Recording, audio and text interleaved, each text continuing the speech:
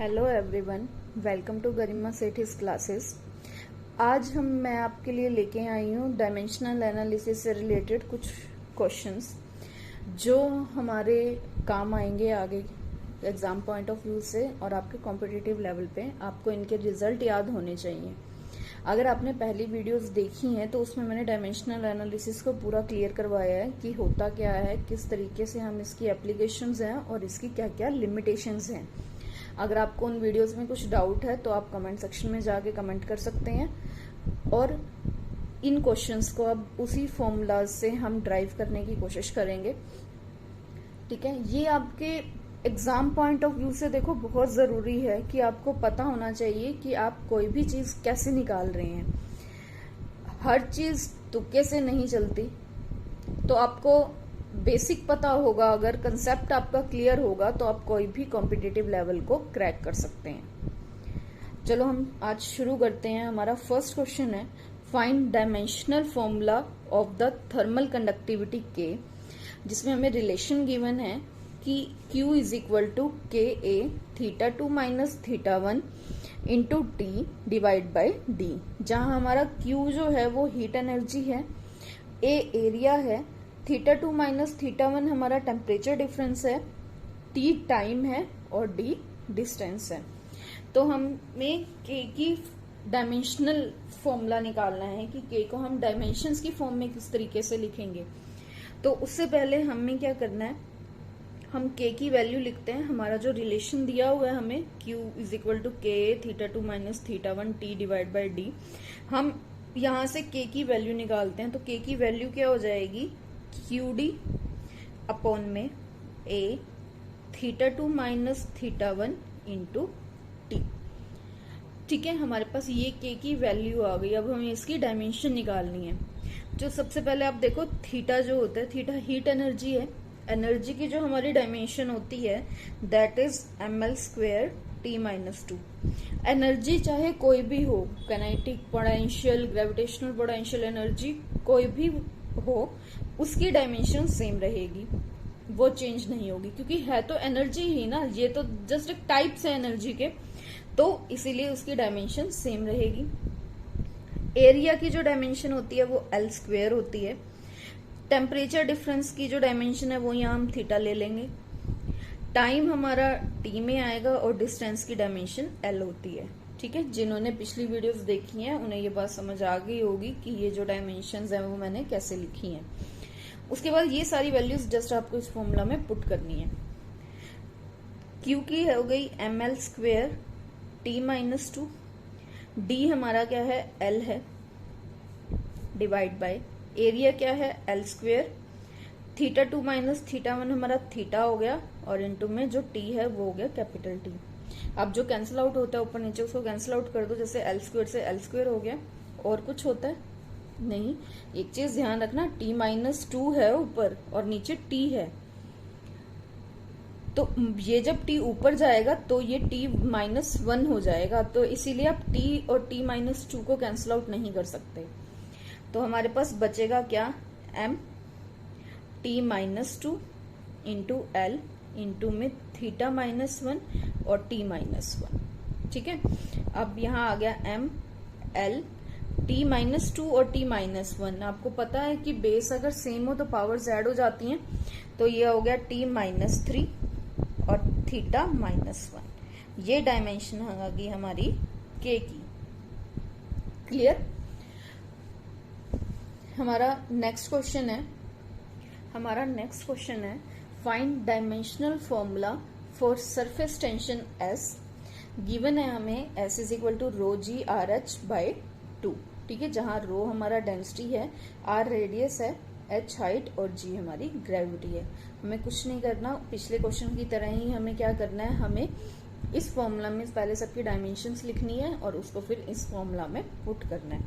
हमारे सॉल्यूशन करते हैं अब हम इसका। S is equal to rho G R H by to.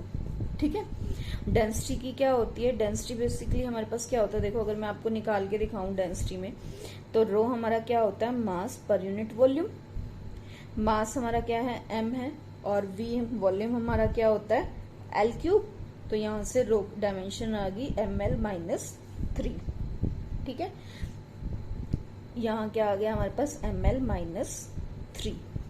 Radius हमारा सिंपल डिस्टेंस है तो वो l हो जाएगा, हाइट भी हमारी l होगी। ग्रेविटी यानी एक्सेलरेशन ड्यू टू ग्रेविटी है, देखो तो एक्सेलरेशन ड्यू टू ग्रेविटी क्या होती है, एक्सेलरेशन की अगर मैं निकालूं तो change in velocity upon time. Change in velocity क्या हो गई, मीटर पर सेकेंड, और टाइम t आ गया, तो यहां से मैं निकालूं तो ml t-2, ये सेकेंड्स में आ गई तो m मीटर पर सेकेंड स्क्वायर आ गया ना, यानी m0 l1 t-2। क्लियर।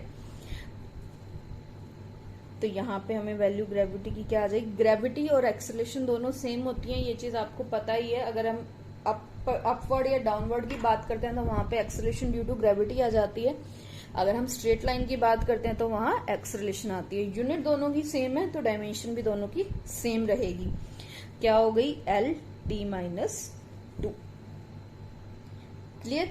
अब इसको हम इस फॉर्मूले में पुट करें, 2 की कोई डायमेंशन नहीं होगी, 2 एक प्योर नंबर है, प्योर नंबर की इनफाइनाइट डायमेंशंस होती हैं तो हम उसको डायमेंशन में काउंट नहीं करेंगे। तो यहाँ पे हमारे पास क्या आ गया, रो की क्या हो गई ml-3, g की l-t-2, r की हो गई l और इसकी हो गई h की भी l। ठीक है, m एज इट इज। अब देखो जो कटता है कैंसिल आउट होता है तो ठीक है, नहीं तो आप उसको काउंट कर दो। अब सिंपल देखो, बेस जिनके सेम है हम उसको क्या करते हैं, ऐड कर देते हैं। यहाँ ऐड किया -3 +1 +1 +1, 3l है ना हमारे पास, 1 2 3। ठीक है, इनटू में t-2, तो ये -3 और ये +3 कैंसिल आउट हो गया, ml0 t-2। बेसिकली मेरे पास सरफेस टेंशन की क्या वो आ गई डायमेंशन m-t-2। क्लियर। 2 की डायमेंशन नहीं होगी, वो एक डायमेंशन लेस है क्योंकि वो एक प्योर नंबर है। ठीक, अब हम क्वेश्चन करते हैं करेक्टनेस पे कि हम किस तरीके से करेक्टनेस को चेक कर सकते हैं। अब हमें इक्वेशन दे दी F = mv²/r। आप सबको पता है कि ये सेंट्रीपिटल फोर्स की इक्वेशन है। अब हमें चेक करना है कि ये करेक्ट है या नहीं है। F = mv²/r। F हमारा सेंट्रीपिटल फोर्स है, m मास है, v वेलोसिटी, r रेडियस है। तो अब क्या करना है, हमें लेफ्ट हैंड साइड और राइट हैंड साइड देखनी है हमें कि इक्वल आएगी या नहीं आएगी। लेफ्ट हैंड साइड पे फोर्स है, फोर्स की डायमेंशन हमारी क्या हो जाएगी, ml-t-2। ठीक है ना, क्योंकि फोर्स क्या होता है, मास इंटू एक्सेलरेशन होता है, तो ml-t-2 हो जाएगी। राइट हैंड साइड पे देखो कितनी है, m है, मास की तो कैपिटल M आ गई, v है, v वेलोसिटी है हमारी, वेलोसिटी की क्या होगी l-t-1, और r रेडियस है तो रेडियस की क्या हो गई l। अब इसको इस फॉर्मूले में पुट कर दो। फॉर्मूला क्या है, mv²/r, यानी m l-t-1 का स्क्वायर और डिवाइड बाय r l। तो इसको खोलो, m l²t-2 divide by l। इस l से एक कैंसिल आउट हो गया तो हमारे पास बचा क्या, ml-t-2। तो हमारे पास क्या है, लेफ्ट हैंड साइड पे भी ml-t-2 था और राइट हैंड साइड पे भी ml-t-2 है। तो यहाँ से हम क्या प्रूव होता है कि लेफ्ट हैंड साइड जो है वो राइट हैंड साइड के इक्वल है। क्लियर।